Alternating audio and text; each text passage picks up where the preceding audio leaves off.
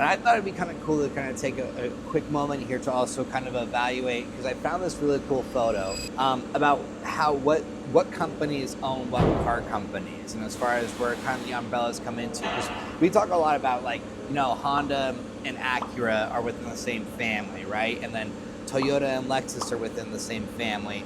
And then this whole thing is like showing like Kia and Hyundai are within the same family, and that Nissan and Infiniti are the same family, and then how Audi and Volkswagen. And it's kind of interesting to be able to kind of see, like, because if you look in the very top part of this photo here, it really showcases and highlights what Chrysler is doing and how many things are owned within the Chrysler company. And it's kind of interesting because if you look, you got what, 1, 2, 3, 13 different automobile brands all within one house, right? Or within one group or one family.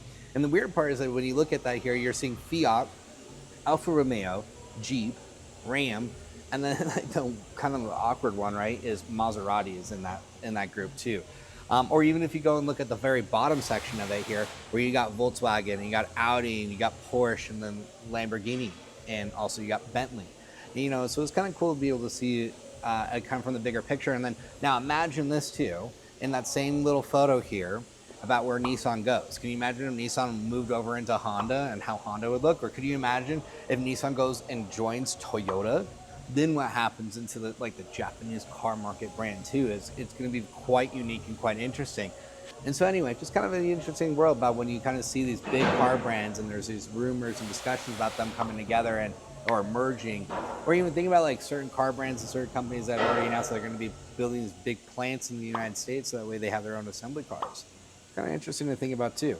And so anyway, just thought we would put like a little PSA out and be like, hey, keep eye on Nissan, because I from what I'm hearing, what I'm seeing, and I don't know, I'm going to a conference in a couple of weeks here, and so there might be even more to it as well.